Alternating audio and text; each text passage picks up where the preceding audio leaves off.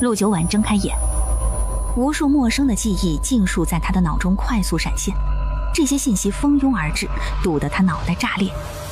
但归根结底，他现在有2个身份，一个是无影门的顶级媚杀，一个是以世家之女身份嫁入晋王府的王妃。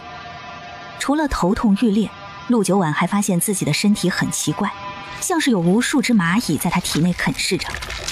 痛，但更有是一种说不出来的欲火焚身的焦灼之感。他极度渴望着什么，体内在痒，可他不知道从哪里挠起，好像是脚心，好像是心口，又好像是下体。半清醒半糊涂的双眸打量着四周。这是一间精致的古代女子卧房，瞥向身下，此刻她正躺在贵妃椅上，神色怔愣。她这是穿越了？脑中不停翻涌的信息无声解答了她的疑惑。是的。陆九婉眉梢挂上喜色，唇角缓缓勾起，终于离开了那个满目苍夷、寂寞如雪的末世世界。娇软的手臂将软绵绵的身体支撑起来，刚准备探索一番自己的身体，以及查探一下随行空间的东西是否能够取出来，就听吱呀一声，门被轻轻推开。王妃，该启程回晋王府了。陆九婉知道现在自己正处于一处寺庙里的女用客房里，是和自己这个身体的王爷丈夫一起来祈福的。寺庙寝殿大堂，玄衣男人的双眸赤红，周身气场带着压抑，维持着面色如常，高大的身形稳重地端坐在大堂的上位，旁边一位白衣男子正在为他把脉，不一会儿收回手，有些戏谑地道：王爷，您这是中魅毒了还不轻呢，好像还是新花招，没见过。可解？能解，却没说如何解。玄衣男人整理衣袖的动作顿住，轻抬眼眸，斜睨向他。解药自然就是王妃，这种毒最简单的有效解法，我估计是有世家女子打您的主意，或者是您碰巧沾了什么。至于是什么药物，还得仔细的研究探查一番才清楚。不过这一次，臣必须郑重的再次提醒王爷，您本就是肝火旺盛、易躁易怒，时常双目赤红，一直隐忍吃个药也不是个事儿，久了对您的雄风也会造成伤害的。玄衣男人陷入沉思，赤红的眸中带着薄薄的烦躁之意。就算王妃身份是个问题，但是不管如何，她现在都是您的王妃，更何况就算您不喜欢她，你侧妃就是了。而且您可是南晋国女人口中最佳夫婿排行榜第一。闭嘴！陆九婉的身体被强烈的刺激着，依靠着丫鬟的搀扶走到了外面。隆重的马车对辇已经整装待发，在丫鬟的搀扶下，陆九婉朝着一辆高大奢华的马车走去。临近马车，她抬眸，正对上一双直直看向自己毫不避讳的寒冷深邃的眼睛。他就是这身体的丈夫帝江。对上陆九婉眸光的一刹那，帝江平静的眸色微动。陆九婉什么时候敢直视他的目光了？对上自己的目光竟毫不避让。陆九婉淡然收回目光，走进车辇。帝江伸出一只修长的大手，他垂眸瞥了一眼，无视向前，衣袖擦过他的指尖。帝江身后的一排侍卫眼睛瞪大，忙收回目光看向远处。王妃是拒绝了王爷的搀扶吗？迟来让王爷等待，不请罪，还避开了王爷的搀扶，好大的胆子！踩着马扎上去，脚步虚浮无力，抬腿跨上马车的时候，身体一软，向后摔去。身旁的丫鬟们还没来得及反应，一阵秀风扫过，王爷已经将王妃抱在怀里，像是抱小孩一样。帝江脚步沉稳地抱着她上了马车。马车内十分宽敞，装饰精致舒适，他被放在一侧柔软的卧榻上，帝江则坐在另一侧。出发！这！随着外面命令的传达，整个队伍开始动了起来。陆九婉的目光直白地打量着男人，看起来身强体壮，干净讲究，长相俊美，主要他还是这具身体的丈夫。做吗？何意？成年人一起睡个觉，不懂？就是你和我。放肆！帝江蹙眉冷声打断，想不到这女人就离开了眼前一个时辰，竟然像是换了个人似的，说话如此梦浪轻佻，哪有一点王妃的端庄模样。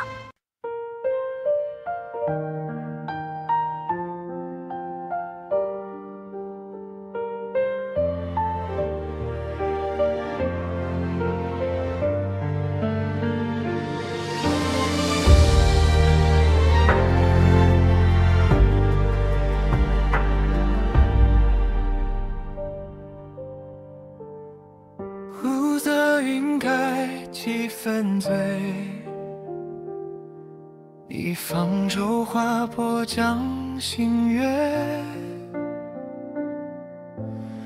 松枝悬着陈年雨，等风来续300年前的月。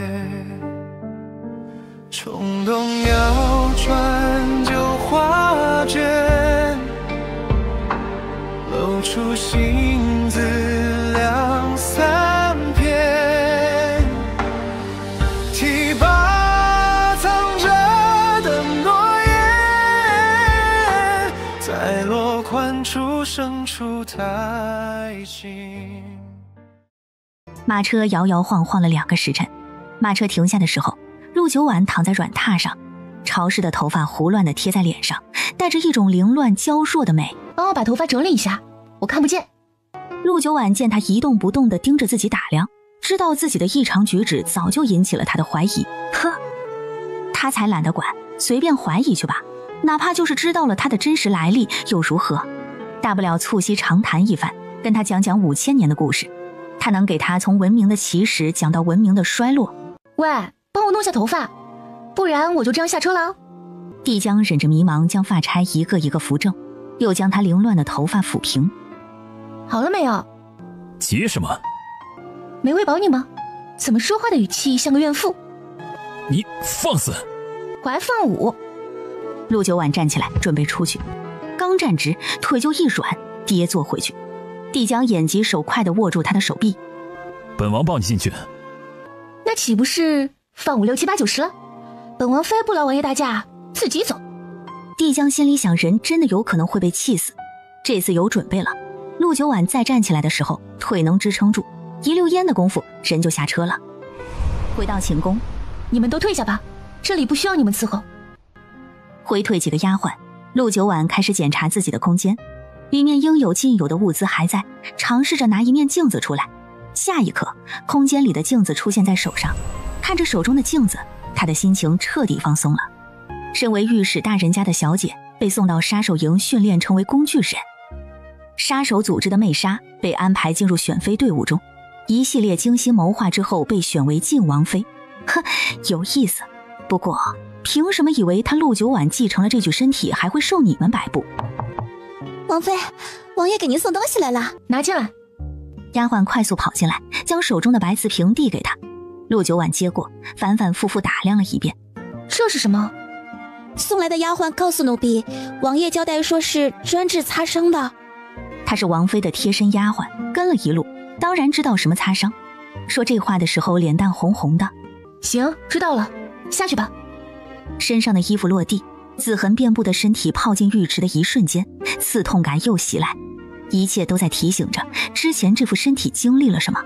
靠在浴池边上，陆九婉慵懒地仰头闭着眼，第一次尝到男人的滋味。她深吸一口气，挥走眼前的场景，身上的刺痛感适应之后，陆九婉舒坦地靠在池边，望着窗外的夕阳。这和她在末世看到的不一样，末世里连夕阳都带着沧桑的味道。早上，门被敲响。王妃，辰时到了，您该起床用早膳了。陆九婉睁开眼，雅致宽敞的木床，轻盈柔美的床帘，平静的时光。原本以为换了个世界会睡得不踏实，却没想到睡得比在哪儿都安心。这一身舒坦，起床后任由丫鬟给她换衣服。当2个丫鬟看到梳妆台上把人照得一清二楚的镜子时，均吓了一跳。王妃，这是王爷新送来的宝贝吗？好清晰的梳妆镜啊。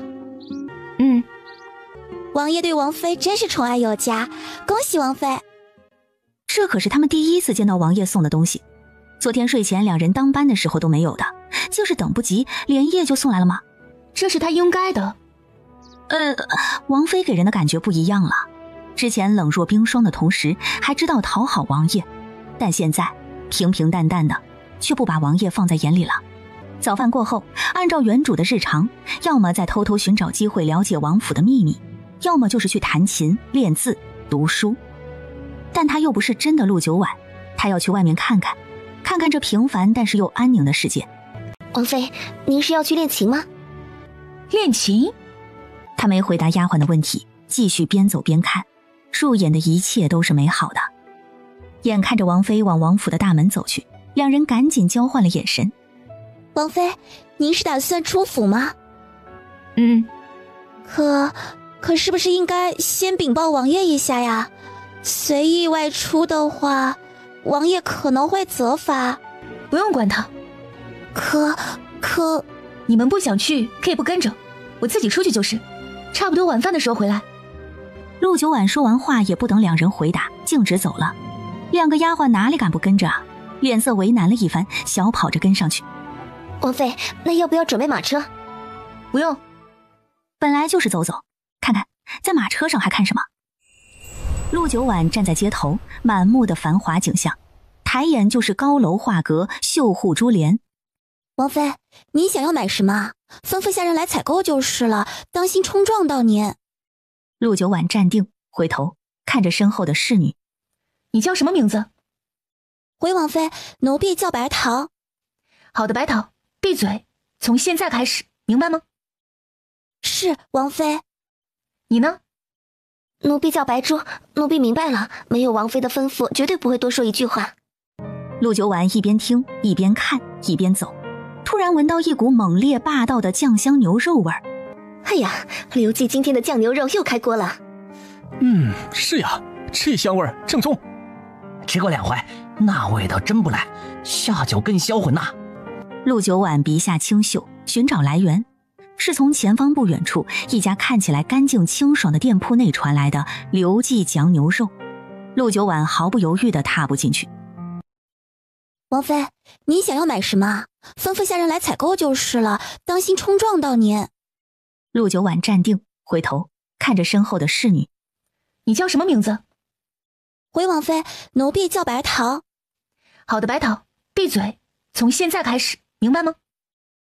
是，王妃。你呢？奴婢叫白珠，奴婢明白了，没有王妃的吩咐，绝对不会多说一句话。陆九婉一边听一边看一边走，突然闻到一股猛烈霸道的酱香牛肉味儿。哎呀，刘记今天的酱牛肉又开锅了。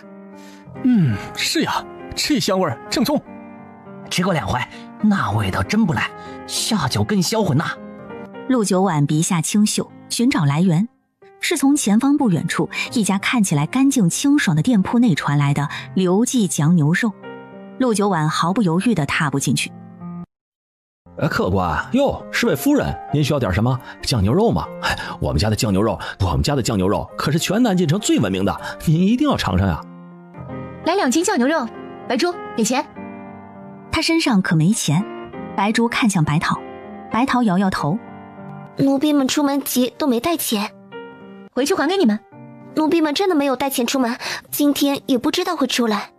陆九婉盯着两人看了一会儿，又回头贪恋地看了一眼酱牛肉，从头上取下一根簪子拍到桌上。小二被惊了一下。小姐啊，我们这里只收现银，不收抵押物的。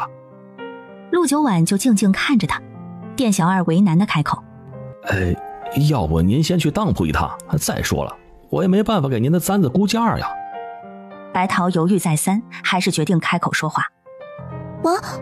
夫人，我们还是先走吧，等会儿奴婢拿了钱，一定给您买回去。陆九婉最后看了一眼酱牛肉，走了出去。白珠将她的簪子取回，跟了上去。陆九婉边走边看，始终没有看到当铺。街的尽头，烟柳、画楼、长湖、微风。湖边画楼之上，雕栏花窗，清风徐徐入内，赶走炎热。他最近动静很大，看来是有点着急了。谢明科端起桌上的茶杯，轻轻抿了一口。帝江站在窗口，看着外面广阔的风景，轻轻回答：怕他不成，只要他敢动，我们就动手。说话的是一名少年，表情桀骜。小王爷莫要轻敌，能坐上皇位的人没有一个是简单的。不用你教训本王，本王自有分寸。杨虎终将为患，遗诏的事情始终没有眉目。上次追查的线索又断了，对方私下动静也不小，我们必须要在对方之前找到遗诏。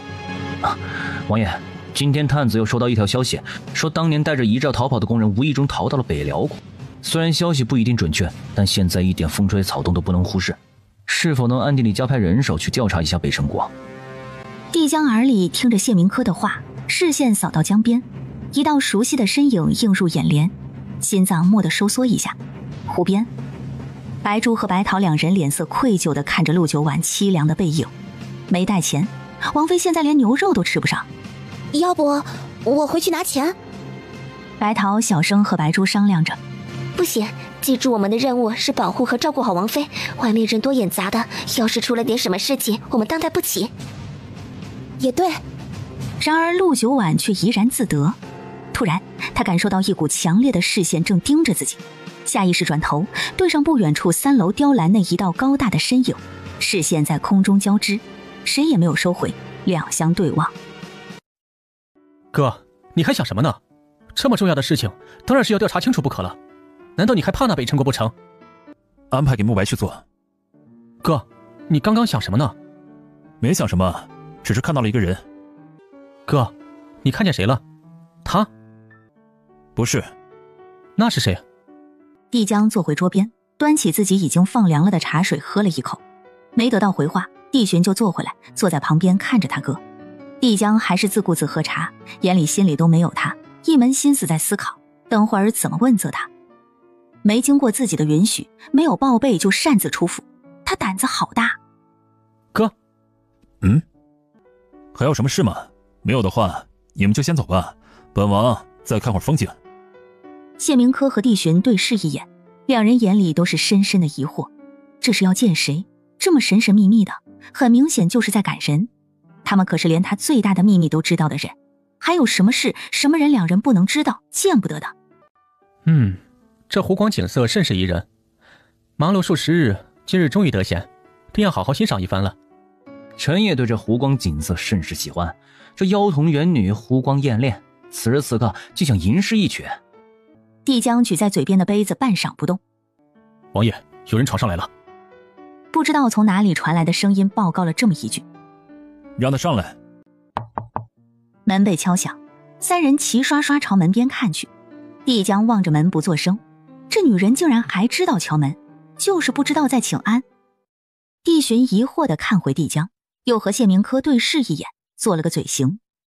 谁呀？谢明科摇摇头。陆九婉又重复敲了敲门，还是没有得到回应。烦人，这男人莫不是忘记了自己昨天给他带去了多大的福利，既让他解了毒，又让他享受到了人间极乐，就这么卸磨杀驴。白桃和白竹两人跟在后面跟鹌鹑似的，又像是穿着单薄的夏衣过冬，瑟瑟发抖。砰的一下，外面白珠和白桃两人心悬在嗓子眼，随着门一打开，干脆飞出来了。奴婢参见靖王。拜见王妃娘娘。全场最冷静的两个人非帝江和陆九婉莫属。帝江坐着，眼皮清鲜，静静看着踏步进来的女人，心脏竟微微跳得快了些，视线不经意瞥过她的胸前，那里好像傲然了不少。带钱了吗？他没记错的话，这女人每隔1个月就要报一次信息，否则就会遭受惩罚。每月之期就要到了，还以为她是为此而来打探什么消息的，结果她怎么还有这般闲情逸致？带没带啊？下次还你，算借的。拿钱做什么？买肉吃。什么肉这么吸引王妃？叫丫鬟去买来，本王也尝尝。行，先给钱。帝江摸了下腰，静默一瞬。陆九婉看在眼里，无声叹息，起身欲走。帝江眉头一皱，这女人。站住！你又没钱。小群，把钱给他。哥，你疯了！这个女人如此没规矩，大逆不道，你不责罚就已经是对她天大的恩赐了，还给她钱。此话一出，成功引起陆九婉的注意力。他的视线从帝江的身上挪到帝寻的身上，两人有5分相似。这小屁孩儿，你……陆九婉视线从他身上扫过，不理睬他。帝江又转头去看谢明科。谢明科虽然想不通，但是立马将钱袋拿出来，走到门口递给跪在外面的侍女。湖边画楼风光宜人，清风入室，沉香缭绕，屋内4人就这么静静坐着。陆九婉怡然自得地喝着茶，帝江悠闲地靠着椅背，掀起眼皮打量他。谢明科站在窗边，借着余光打量着陆九婉，看来他得提醒王爷一番。若是换做别的女人也就罢了，王爷宠爱有加，只能说明这女子有福分，但是偏偏这陆九婉就不行。先不说他本身的身份问题，就说他的家人站位问题，他这个王妃之位就坐不久。谢明科有些担心王爷就此沉迷于陆九婉，毕竟英雄难过美人关，何况陆九婉就是个顶级美人，而且她就是来施美人计的。今日出门是为何呀？玩。玩什么？随便逛逛，那肉闻起来还挺香的，就是忘记带钱了。你知道当铺在哪儿吗？你找当铺干什么？陆九婉从头上拔下那根被丫鬟取回来的簪子，留在桌上。我把它当了。你知不知道这簪子是我的大婚的第2天赏给你的？因为没有去洞房，所以第2天让人送去的补偿。陆九婉看了一眼。是吗？不清楚。不是不清楚，好多记忆就是身体本人都要去回忆才能想起，他是真的懒得去想。帝江气节，德不配位，连这点都不清楚，还当什么媚纱，还当什么靖王妃？现在知道了，还不收回去带好？我为什么要带好？我说了要当了他。你很缺钱吗？本王从不缺你月例，还不够你花。陆九婉仔细翻找了一下记忆，好像每个月是会领到一笔钱，但是他花得很快，置办行头，打赏关系，几下就没了。不够。你简直不把王兄放在眼里，不仅要轻易贱卖王兄赏赐的东西，一个堂堂正正的王妃，说话行事如此不知礼数，你陆家的教养呢？有你什么事？你问陆家去啊，又不是本王妃在管。还有，随便质疑别人的教养，你的教养呢？你，王兄，这个女人简直太放肆了。她可真有本事，轻而易举就能让帝巡情绪爆发。帝江想明白了，和这个女人说话，多说多气，少说少气。从这个月开始，月例加倍。他将桌上的簪子拿起来，伸手略微熟练地插进她的头发里。但若是被本王发现你当了簪子，以后就取消你的月例，赏赐全部收回。哥，你疯了！反正有钱用就是了。你今天穿的这身还挺好看的，你们不穿裤子吗？谢明科被自己的口水呛到，咳个不停。臣被这美景忘了吸气，一下子呛到了。滚！是，臣这就告退。谢明科也待不下去了，反正也见到了庐山真面目，帝巡简直目瞪口呆，这女人怎是如此说话的，简直放浪形骸。帝江头疼的抚额。小巡，你也先离开吧。哼，王兄回去一定要好好管教一下，这样子还怎么配当晋王府的王妃？简直不成体统。两人一走，房间里只剩下2人。陆九婉乐得轻松，牛肉还不想分给他们吃呢。以后在外人面前说话要注意分寸，切不像刚刚那般，不许说混账话。我就问你们穿不穿裤子，哪里混账了？都穿这种袍子，做事情也不方便啊。并非所有人都穿这类长袍，你……本想说你多看看就知道了，但是怕这话一出口，以后他都盯着别人的下体看，那更不成体统。并非所有人都会穿这种长衫，衣服款式很多，劳作的人会穿这种比较简便的裤装和短衫。他真的是耐着性子在给他解答了。哦。又是一阵静默，帝江犹豫了一下，还是轻声问他：身体没有什么不舒服吗？药抹了没？看不见，随便抹了2下，冰冰凉凉的，还挺舒服。现在没什么感觉。这话听得帝江呼吸一滞，脑子里出现女人给自己抹药的胡乱场景，活灵活现的。才叫你说话要注意，这么快就忘了？你不是说在外人面前吗？自己说的话自己不记得？竟是他的错，他认了。一提到这事，陆九婉就心猿意马，光是回忆一番都让他眼神迷离。做吗？熟悉的声音，熟悉的话，听得帝江心头一悸。帝江看着他不说话，做不到拒绝，因为他的身体很诚实，但也做不到点头。青天白日的，像什么？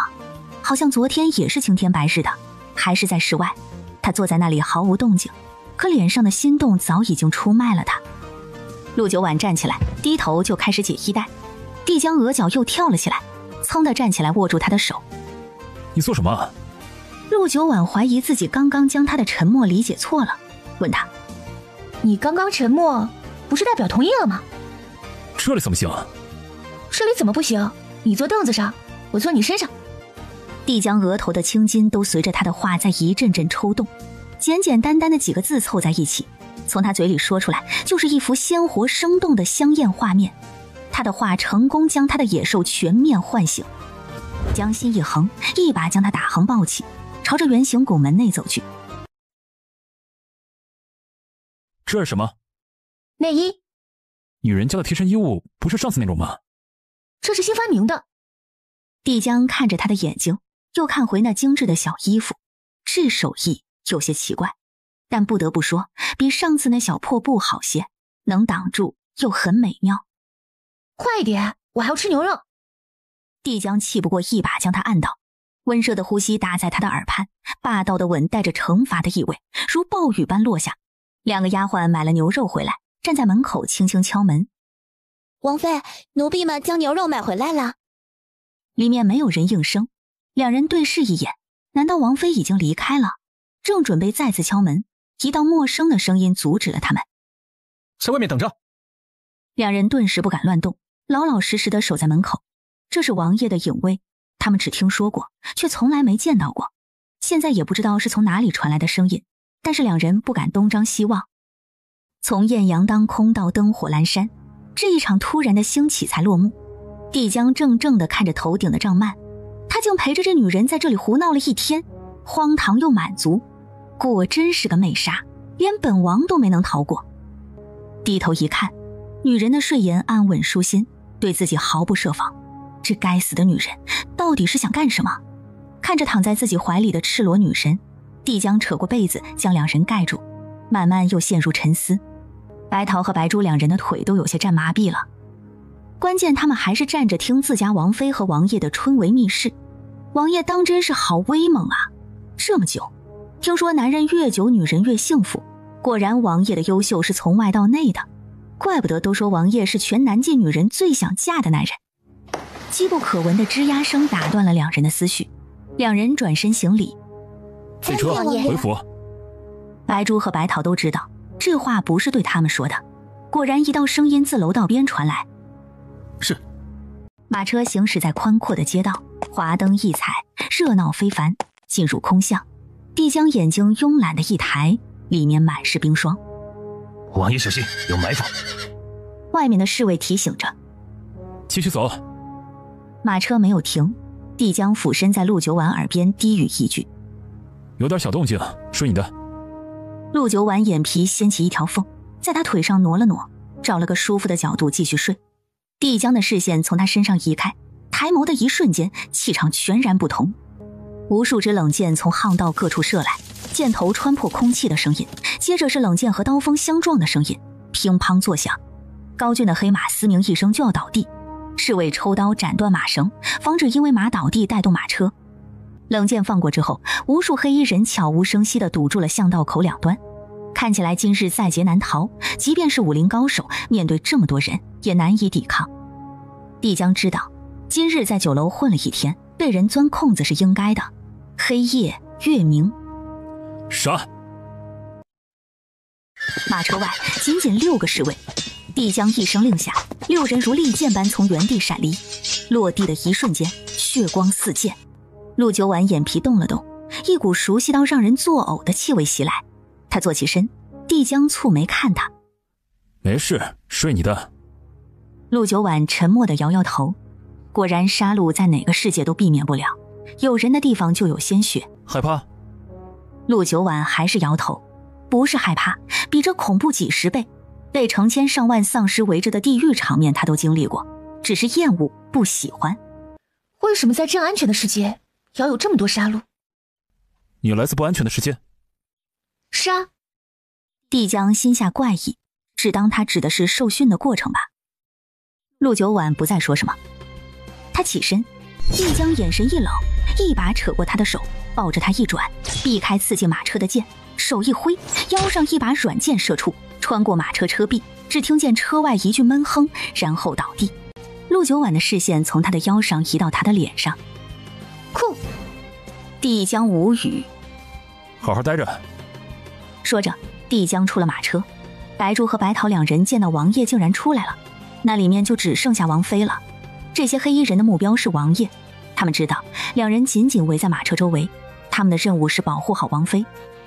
帝江一出场，所有黑衣人的目光全部集中在他的身上，一瞬之间，所有人奋力朝这边杀过来。他们的任务是他。6名侍卫默契地结束身边的打斗，杀回王爷的身边，团团护住他。速战速决。是。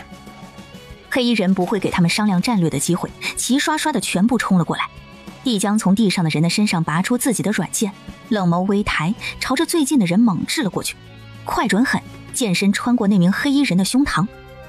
帝江的身影旋即出现在他面前，从他的胸膛里拔出剑，冷漠的眼神连看都不看一眼，狩猎下一个目标。黑衣人满目震惊和恐惧的眼睛闭不上，倒下。在原地静默半晌之后，帝江转身朝马车一步一步走去，撩开帘子，对上陆九婉的视线。陆九婉的视线落在他的手臂上。手臂受伤了。过来。陆九婉起身走过来，蹲在他面前看他。帝江手穿过他的腿弯，将他一把抱起就往外走。外面一片黑色的尸体，血流汩汩。帝江抱着他踏过尸体，稳稳当当地朝巷道出口走去，一步一个血脚印。6名侍卫伤痕累累，却前前后后护着帝江，防止再有人偷袭。白桃和白珠两人跟在身后，穿过尸群。陆九婉仰头看他。放我下来。帝江不言不语，也不看他，固执地往前走。陆九婉不再说话，随便他吧，正好身体也懒得很，根本不想走。路很长，他抱得很稳。帝江抱着陆九婉进屋，将她放在床上。陆九婉困倦地睁了一下眼睛，嘟囔着说了句谢谢，翻身背对着帝江睡了过去。谢谢。他说话总给人一种很新奇的感觉，不知道他身体怎么样，又不能脱了他的裙子看，那药他应当还有。想起白天他说的看不见，随便抹了2下这话，又开始浑身冒火气。在床边站了好一会儿，竟没有发现自己有些不舍离开。白珠和白桃两人也没想到王爷竟然能站好一会儿。你们2个下去休息，换人来伺候王妃沐浴洗漱，夜宵让人随时备好。是。帝江打量了一下他的房间，这里他从来没有来过，包括大婚当晚，女人的房间他也是第一次进，不算十分脂粉气，尚且还能接受。帝江蹙起了眉头，他在想什么？他的视线瞥向床上被叠成四四方方的，像一块木头雕刻的豆腐模样的被子，谁这样整理床铺的？难道拜佛当真这般有用？他心底是不信的，他更相信这女人已经被偷天换日。长相一模一样的人他没见过，但是不代表没有。比如双生子，据他的观察，这女人变化的只有内部，这身体的躯壳是没有换的。这正是他最想不通的地方，为什么一个人可以变化的这么彻底？脑海中又是信与不信、怀疑和确定之间来回纠缠的场面。最后瞥了一眼侧卧的女人，站起身离开。门一关，陆九婉闭着的眼睛唰地睁开。王妃，奴婢们可以为您传膳了吗？传吧。用了夜宵，也许可以叫做晚饭。那边丫鬟已经带着力气大的粗使丫鬟把浴池里的水都准备好了。休息片刻之后，陆九婉挥退丫鬟，从空间里拿出自己的洗漱用品，进入浴池将身子和头发打湿，泡了半晌后开始洗脸、洗头、洗澡，最后用桶里的水冲干净，包好头发。对了，陆九婉猛地睁大眼睛，见过猪跑，也吃过猪肉了，没带套，那就得吃避孕药。古代男人哪里会考虑这些？他又不打算生孩子，靠，昨天就忘记吃了。听说有安全期，不知道是不是安全期。一般情况下，一次就中应该没那么巧吧？好像这具身体不来月经，来年经1年才来一次，自己穿过来的前一段时间刚刚来过。陆九婉从空间里拿出一个露营灯，借着亮堂的灯光，这才看得清清楚楚说明书，服用了避孕药。外间的丫鬟看着屋内骤然亮了起来，心中猛地一惊。王妃，是失火了吗？没事，夜明珠。丫鬟这下更心惊了，两人互相看着对方不可置信的脸色。这是什么夜明珠？竟然能让屋内亮如白昼？天底下竟然还有这般好的东西？王爷当真是极其宠爱王妃的，这般好的东西都拿来给王妃用。弄好这一切，陆九婉躺回床上，从空间里将自己之前的日记本拿出来，厚厚的一个笔记本已经用了一大半，写下昨天的日记，穿越第1天，实现小目标，搞了个男人，滋味不错，比想象的感觉要舒服，这个世界很安宁，很喜欢。又写下今天的日记，穿越第2天，他技术进步了，是个聪明的男人。哦，忘记备注了，他是这具身体的丈夫。另外，这个世界也不安宁，杀戮永远存在，但还算喜欢。写完日记，将本子扔回空间，拉过轻薄的绣花被子睡去。2个丫鬟轻手轻脚地走进隔壁浴室，却都木呆呆地看着浴池，那是什么东西？怎么会有这么多泡泡？就算是王府的换衣处用的上好的衣皂，也无法洗出这么丰富的泡沫来。看来啊，王爷外出得来的宝贝，通通都往王妃这里送来了。是呀，全都是稀世宝贝，王爷真疼王妃，这样的好东西都舍得给。前段时间王妃一直被冷落，还以为……嘘，先做事。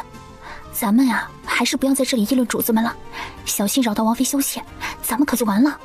寂静的夜里，就算说话声音十分小，但还是传到了陆九婉的耳朵里。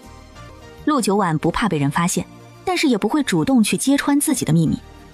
说实话，他不相信以这个时代的人的认知能猜到他的来历，正好这些人自己给他找了借口，安心睡去。陆九婉醒来的时候，窗外暖黄的阳光照进了屋内的一角，还是没有完全习惯自己已经穿越过来了的事实，在床上愣了好一会儿才起身。来人！白珠一直在外面听着声音，听见王妃的声音就赶紧进来了。身后的丫鬟提着木桶，里面是洗漱用的水。皇妃早安。请了安之后，一件件安排洗漱用的工具。洗漱完，陆九婉坐在梳妆台前，帮我梳头。是。昨天没事吧？奴婢没事，多谢王妃关心。你们都会武功？奴婢和白桃2人是王府专门训练照顾靖王妃的，拳脚功夫是奴婢们必须要训练的。在他们的印象当中，他们真正要保护的是靖王真正在意的人。显然这位王妃进门之后并不怎么受到王爷的重视，但是不知道为什么还是派他们来了，并且没有任何交代给他们。2人就糊里糊涂的当了差，也就尽心尽力的伺候着，不敢过问。但是这2天王爷对王妃十分宠爱，就说嘛，肯定是之前有什么特殊原因，王爷才故意冷落了王妃。不过他们作为下人也不会过多去揣测，只要知道自己伺候着靖王最在意的人，心里就安心了。早饭呢？白珠还没有回答，白桃回来了。王妃早安。王妃，王爷请您过去云鹤院用早膳。走。陆九婉看着桌上随意对他打了声招呼，便挨着他坐下。这是你今天早上让人去买回来的？叫你的丫鬟去买回来的，不是心心念念想吃吗？尝尝。陆九婉的目光从桌上那散发着浓浓香味的酱牛肉上移到帝江的身上。昨晚买的，你一个人偷偷吃了吗？帝江本和他静静对视着，心里涌着一股奇怪的甜蜜滋味。一听他的话，顿感扫兴，只想封住他的嘴，那嘴巴实在是说不出一句像样的话来。闭嘴！得，恼羞成怒了。陆九婉也不惹他了，拿起筷子看了他一眼。你先吃，你吃了我再吃。帝江眉梢稍稍有了点满意之色。转而一想，难道还怕本王给你下毒不成？帝江平静地吃了一口，味道还行，倒也不是什么山珍海味，值得他昨天那般惦记。陆九婉见他已经动筷，就毫不客气地伸筷子。陆九婉尝了一口，麻辣爆香的滋味在口中蔓延。穿越前他就是南方人，喜辣，入嘴就停不下来。陆九婉一手端着碗，一手夹着菜吃了起来，不粗鲁，却吃得很香，很珍惜。2个人安静地用了早餐。帝江忙，本该匆匆用了早饭就离开，今日却陪着这女人在这里细嚼慢咽，也不是故意的，是做完才反应过来。最近他的心思总是不由自主地落在她的身上，明日就是15月圆之时，不知道他今日会有什么动静。本王有要事要忙，先行离开了。我也吃饱了，改天请你吃饭。请他吃饭，这话好新鲜。从膳厅出来，外间阳光明媚，有些晒人。帝江长身玉立站在廊下，瞥了眼外面的太阳，回身看他。若是怕晒，便在那边亭子里等着，待丫鬟送了伞过来后再走不迟。哦。帝江沿着廊下离开，转弯的时候，头微微偏向这边，看了一眼。吩咐厨房换口味，口味偏麻辣，菜备丰富一些。是，奴才记住了。陆九婉没什么事要做，王府里不需要他管家，自有帝将自己安排的人在管理。王爷也没有那些什么三妻四妾的来找他玩。陆九婉迈着闲适的步子朝凉亭走去，湖里的荷花开得正好，里面有五色的鱼儿在游。他坐在长椅上，趴在栏杆上面看下面游来游去的鱼儿。白桃朝陆九婉行礼：王妃，奴婢这就去取伞来，您先在这里休息一下。其实他不怕这太阳，只是不知道回去能做什么，在这里悠闲的吹着风也挺爽的。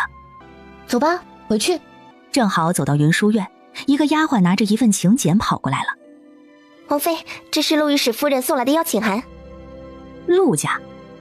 就是我那个娘家。是。知道了，下去吧。陆九婉打开请柬赏荷宴，又看了时间地点。喏，认识字吧？看看这种赏荷宴我该穿什么带什么，去帮我准备一下，别给王爷丢了脸。他将请柬递给白珠和白桃两人看，古人最讲究这些面子功夫了，要是在外面给那男人丢了脸面，说不定以后的日子就没这么舒服了。白珠和白桃两人对这些事是有分寸的。赏荷，顿时心中对王妃的穿着打扮的基调有了大概的想法。王妃，应当要先给王爷禀报一声的。去吧。帝江早在陆九婉接到消息之前就得到了消息，坐在案前久久没动，半晌才回了话：让他去，告诉他在外面别给本王丢脸。王妃刚刚也说了，让奴婢们好好给他挑选衣物和首饰，不能在外面让王爷失了颜面。帝江听完，唇角微微弯了起来。他竟还知道顾着本王的面子，稀奇。你告诉王妃，不仅要面子，处事行为上也要注意分寸。是。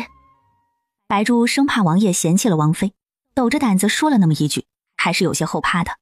正午时分，陆九婉蹲在自己的院子里，地上插着一根笔直的干树枝，是他从旁边景观植株上折下来的。背后被太阳晒得快冒烟了，树枝的影子终于慢慢的变成了一个点，落在树枝插入的地方。他快速按下手中已经调到12点整的机械手表，指针咔嗒咔嗒开始转动起来。白珠拿着伞站在一旁，心里有些焦急。王妃这是在干什么？手里的东西到底又是什么？看着很是稀奇古怪。说是首饰的话，恕他眼拙，他觉得不好看，不如首饰匣里的各种玉镯和珠串。不是首饰的话，那又到底是什么好东西啊？哎呀，不管是什么好东西，非要去太阳底下吗？还不让自己给他撑伞？王妃的皮肤娇嫩的像是冬日里柔润白莹的白膏，哪里经得住这么晒啊？这要是晒伤了，按照王爷现在这么宠爱王妃，他们可能会受罚的。王妃，奴婢给您撑伞吧，您的耳朵都晒红了。陆九婉不在意，站起身来朝屋里走。王妃，这天气越发热了，要不要让厨房给您准备消暑汤？去准备吧。白桃正在里面给王妃挑选明日去赏荷宴穿的衣服首饰，见王妃进来，忙笑说：王妃，您看这套水纹金丝渐色裙怎么样？赏荷宴应当是都穿得比较清爽些的，这件不仅款式新颖独特，这两色搭配在一起相映成趣，绣工也是绝无仅有的，细看之下更加能够看出做工的用心。还有这套白色交领广袖叶地裙，您穿着肯定比花儿还美。首饰奴婢也选了几套出来，您可以挑一挑。白色的那套吧。好的，王妃。那首饰呢？陆九婉看着眼前琳琅满目、造型精美、设计独特的头饰、耳饰、项链、腰饰、首饰，这些衣服和首饰，他记得很久之前陵园购的时候，博物馆和首饰店里这些东西根本没有人要，全都被他扫到空间里了。可能是出于保护的意识，觉得这些东西没有了比较可惜。这个，还有这个，他完全是依照自己的审美来选的。白珠白桃看了王妃选的，眼神都是赞赏。王妃，你选的真好。你们下去吧，我自己休息一会儿。没有我的允许，谁都不许进来。是。白珠和白桃退了出去。陆九婉打开空间的实验室，用采血针采了一些自己的血进行化验。他他要确定自己身体到底中了什么毒，然后配制解药化解。见到自家王妃终于出来了，白珠、白桃忙上前一步。王妃要安排传膳吗？传，饿死了。在空间医疗室里待了一下午，他对自己的血液进行了各项检测，得出了结论，他中毒了，匹配了解毒的方案，在空间里给自己输了液，也吃了药，预计可能需要1个月的时间，能将身上的残毒清理干净。只不过晚膳还没有传来，倒是云鹤院的一个丫鬟来了。王妃，王爷请您去云鹤院用晚膳，下次让他提前预约。起身朝着云鹤院去，丫鬟在前面带路，脸色有些见鬼。预约的意思没猜错的话，应该是说王爷想要让王妃过去吃饭，还得提前派人来打听王妃有没有空。王爷，王妃来了。帝江端坐在餐桌后，他换了一身衣服，玉冠束发，银纹青衣，区别于他穿一身玄色衣袍的霸气凛然，今天看起来芝兰玉树。湘儿说你睡了许久，可是身体不适。今晚的菜很不错，饿死了，快吃吧。不过你下次要叫我一起吃饭的话，提前说一声吧，万一我有安排呢？本王问你话。有些困，没有不舒服。没有就好，担心他身体娇弱，别被他折腾出什么问题来。又安静的就看着他，不容置疑的说：明天开始，本王会安排礼仪嬷嬷来重新教你礼仪。帝玄说的对，他真的是一点都不懂规矩。不学也可以，以后再如此行事，本王就给你多找几个礼仪的嬷嬷，一天12个时辰换着来教你。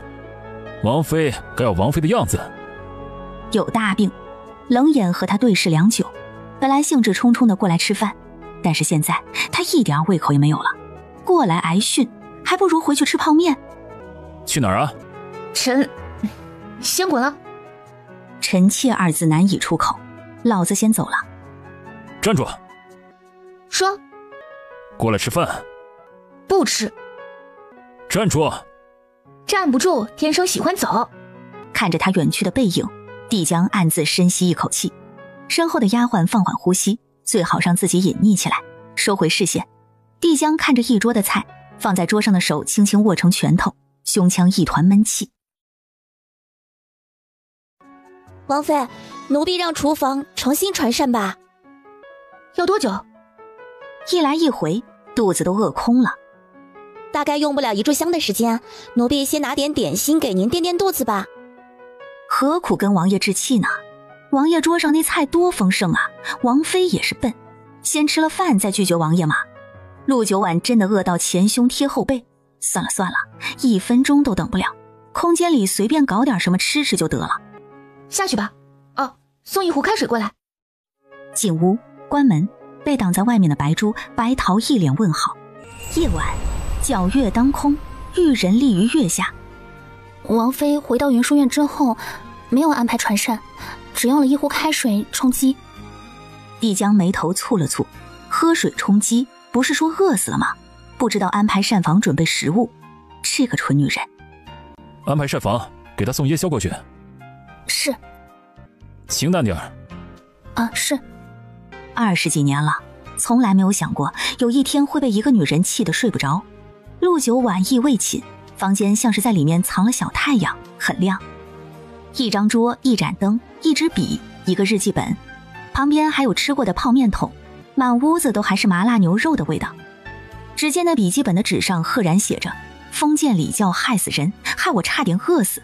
帝江有大病，精神分裂症，少挨。记仇的陆九晚将笔记本合上，连笔一起扔回空间。拿起泡面盒子想扔进垃圾桶，发现根本就没有垃圾桶这个东西。站起来走到门口，打开门，门开的一瞬间，被关在里面的空气分子快速往外扑涌，好香，入心入肺的香，让人闻之馋涎欲滴。这是什么味道？王妃吃了什么？帮我拿个盆和打火机，帮我拿个烧火的盆来。这里应该是用火折子。两人恍惚才回过神来。是啊，王妃。白桃，你进来把我房间里窗户全都开开，透透气。是。皇妃，奴婢叫白珠，白桃比奴婢脸圆一点，肤色也白净些。白桃长得像蜜桃，白白的，圆圆的，您这样记可能会好分辨些。陆九婉一直记得是珠圆玉润，所以脸圆的就是白珠。知道了。白珠将全部的窗户打开，晚风穿过，带走了屋内的闷气。瞥见桌上颜色鲜艳的泡面桶，不敢多瞧，就退了出来。白桃很快拿着盆回来了。王妃，盆来了。拿着盆跟我来。满头问号的白桃和白珠两人只能跟着，也不敢问。王妃今天心情不好，都怪王爷偏要让王妃学什么礼仪。把盆放下。白桃将盆放下，陆九婉蹲下，将泡面盒子放进去，蹲在地上转了个方向，避风。两人见盆中王妃要烧的东西颜色十分鲜艳丰富，上面的图案十分逼真，可惜王妃用身体挡着，没看清。两人不知道这是什么，但是知道这是装食物的，很香。守着，我灭了再离开，别走水了。见王妃走远，跪着的两人互相看了眼。即将走过来，看着盆里燃烧殆尽的东西。怎么回事？刚刚王妃在盆里烧了一点东西。什么东西？奴婢也不是很清楚，但是应该是一种很特殊的食盒。食盒？哼，还知道饿，还以为开水能充饥呢。气性大，吃了东西连食盒都要毁灭。不过笨，偏要选这地方来烧，生怕他发现不了。什么样的食盒？颜色十分鲜艳，圆筒状的，很轻便的样子，不知道是什么材质，有点像纸做的。纸？油纸做成的食盒倒是常见，不过倒是没有见过在上面做图的，也不常见做成圆筒的，一般都是用油纸包住食物即可。他本就奇怪，无妨望着云书院的去路。哪儿来的？王妃回去就要了一壶开水，便将门关上了，奴婢们没有瞧见。躲着吃，之前就偷偷藏好的，像树鼠会藏东西。又望了一眼云书院的方向，转身离开。王爷，那灰烬看起来很奇怪，起初是软的，热气消散之后变成了硬块。帝江转回头来瞧了瞧他手心的黑色块状物，若有所思，缓缓闭上眼睛。陆九婉，不是陆九婉，陆九婉又是陆九婉，他的秘密到底是什么？这场宴会结束之后会改变什么吗？王爷，门外来人。进来。来人一身黑衣上前，恭敬地呈上手中的东西。帝江看着他手里的小瓷瓶，伸手接过。药方呢？请王爷责罚。帝江的视线缓缓落到他的身上。很难吗？戒备森严，藏得十分隐秘，是属下等人能力不足，请王爷责罚。下去吧。以他们的能力都拿不到，说明真的藏得很好。去把谢明科找过来。是。门外，慕白应声离去。谢明科踏着月光来到了王府，进屋就见王爷手里拿着一个瓷瓶在把玩。这是新的解药，这一颗拿去研究一下，看看能不能把解药秘方给破解出来。谢明科无语，真当他无所不能啊？我拿回去琢磨琢磨不简单。谢明科将解药收了，才好奇地问：怎么突然要破解这解药？难道是打算研制出解药，以此作为条件收拢对方的人？出去！谢明科暗骂捂不热的石头，铁石心肠。他连坐都没坐一下，水都没喝一口。从云鹤院出来，途经云书院外的时候，想到王妃，他恍然大悟，原来是这样，一时之间不知是喜是忧。喜，自然是王爷心有所属；忧，此人也许非王爷良人。不过不管是喜是忧，王爷自有思量。王妃，王爷让人给您送宵夜来了。陆九婉闻言挑了挑眉，是打一巴掌给一个甜枣，还是认错？不吃。王妃，好歹是王爷赏赐的，您还是收下吧。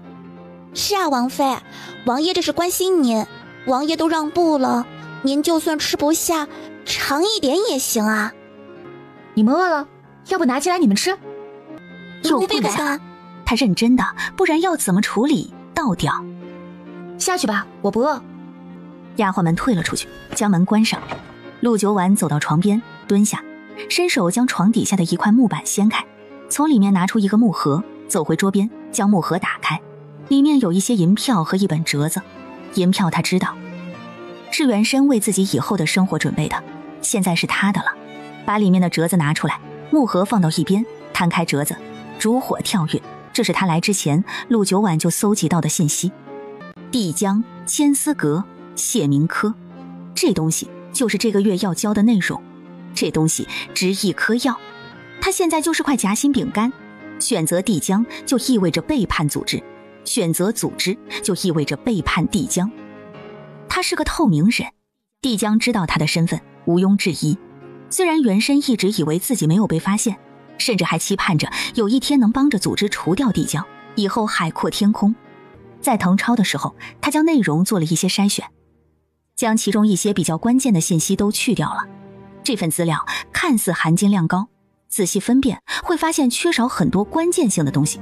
虽然心里有些忌惮帝江，但目前为止他对他还不错，给他买肉，给他睡，心底里还是希望帝江能赢，也觉得他定是最后的赢家。那个组织让他十分讨厌，威胁他生命的东西都不是好东西。将誊好的内容藏好，其他东西放回原位。王妃说不饿。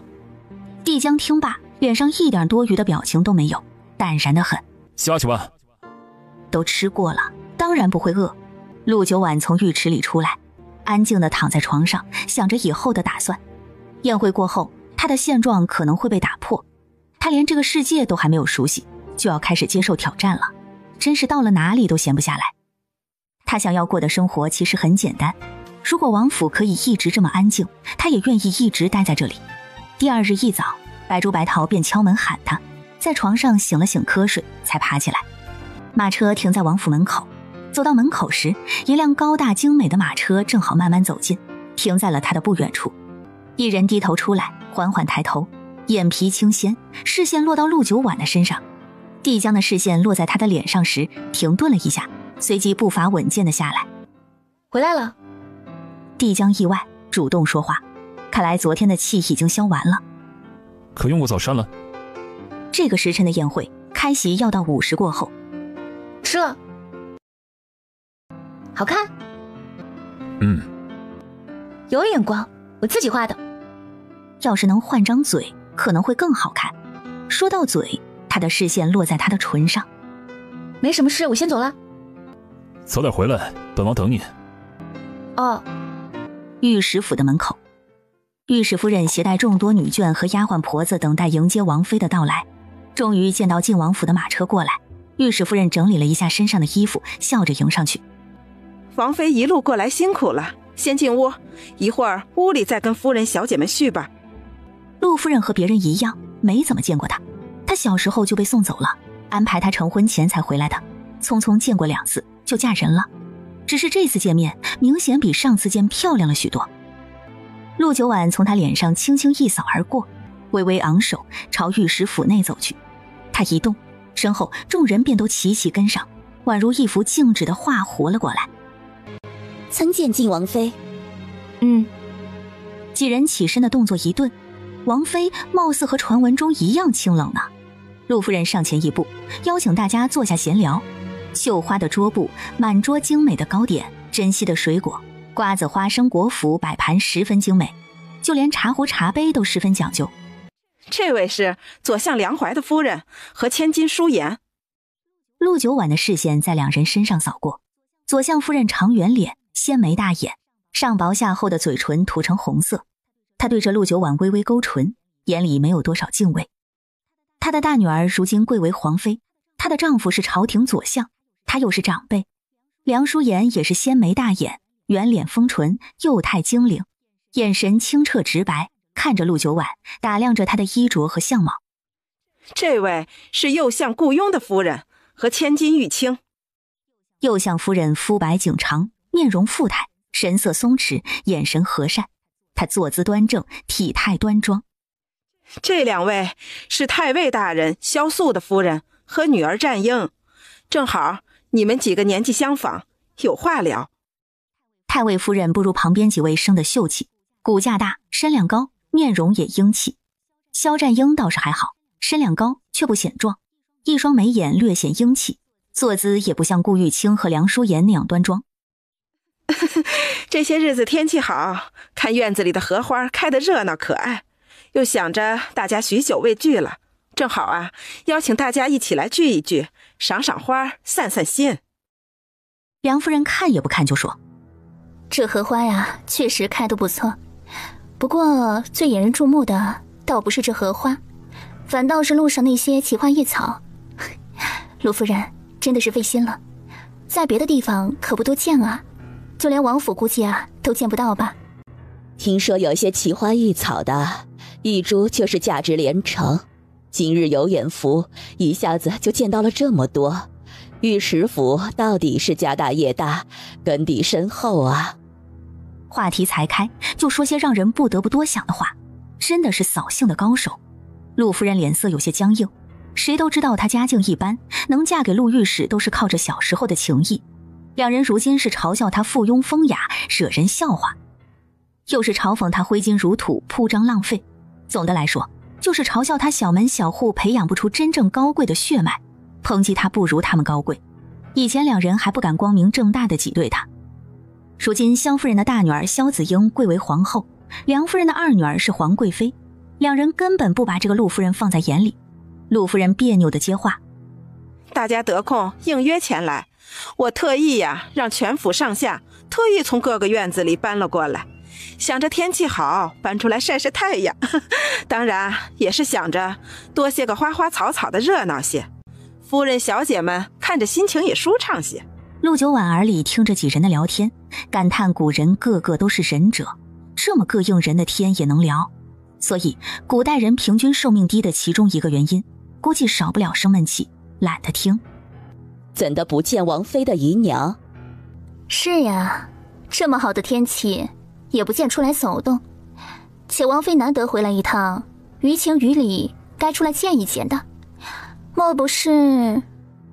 陆夫人对这两人心里生厌，哪壶不开提哪壶，她就是不想让那个贱人出来。三姨娘今日身体不适，看了大夫说不宜见风，辰时服了药又睡下了，待到晌午时分估计又会醒来，这样既不耽误三姨娘休息，也不耽误王妃探望。哦，原来是这样。听说三姨娘生得极美，只是从来没有机会见过，倒是可惜，每逢宴会必定生病，这身体底子，唉，可怜啊。萧夫人这话说的，不知道的还以为我这当家主母拦着她不让她出来呢。这身体好坏也不是我能决定的，三姨娘确实体弱多病，这点啊婉婉最清楚的，是吧婉婉？别叫我婉婉。不习惯，怪恶心的。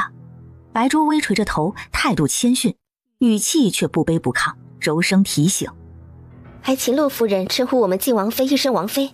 您虽贵为御史夫人，可毕竟皇上都还要称呼王妃一声皇婶，您还是改口的为好。毕竟尊卑有序，您就算是王妃的嫡母，也不能越过了皇上。”陆夫人错愕僵硬，脸色难看得很，胸口似被人用棉花堵着，一个丫鬟也配教训自己。陆九婉，你现在虽然是王妃，但母亲养育你一场，如今也是回了娘家，才敢轻昵的唤你一声小名，这样也成为过错了吗？一年轻女子踏步进来，犀利讨伐的目光准确无误地看着陆九婉。陆九婉眼皮一掀，轻轻睨她一眼。来人一身粉色衣衫，满头首饰，乍一看这姑娘长得不错，定眼一看一般。自古以来，人生五伦，孝子当先。女子出嫁并不是和娘家斩断关系了，出身是改变不了的。即便是飞上枝头当了凤凰，又怎么敢忘记这份荣耀是谁给你带来的？况且父母恩情大过天，出言忤逆，对父母不敬重，就是天大的不孝。难道王妃是打算当一个不孝的？本王妃是来赏花的，不是来听你叽叽喳喳学鸟叫的，学会说人话再出门。陆九婉，忤逆嫡母，辱骂长姐，你简直是大逆不道！果然是山里出来的，就是欠教养。白桃面色一沉，往前挪了半步。大胆，敢对王妃不敬！王爷特意交代，任何人敢对王妃不敬，就是对王爷不敬。敢对王爷不敬，姑娘莫不是无法无天啊！梁淑妍单纯清澈的眼睛流转之间，不经意间露出一抹讽意。传闻王爷对王妃冷淡至极，王妃的头衔不过是虚有的，王爷不会轻易爱上任何一个女人，更不可能爱陆九婉。虽说朝中之事女子不得过问，但他们并不是一无所知的。如今朝堂之上两派势力，明面上皇上是天子，百官朝拱，实际上王爷的权势也不小，而陆御史站在了皇上的队伍里。所以王爷又怎么可能真的喜欢上一个站在自己对立面的人的女儿呢？就是不知道王爷为什么还是会选择娶她。当然，他的父亲左相也是站在皇上的队伍里的。方瑶，你住嘴！王妃是什么身份？你是什么身份？就算你曾经是她的嫡姐又如何？如今她已贵为王妃，还不赶紧向王妃赔罪？陆夫人像个呼吸困难的病人，艰难地要求女儿陆道歉。娘，你说什么呢？我凭什么给这个贱人道歉？王妃又怎么样？王爷又如……娘，你打我！你竟然为了一个贱人打我！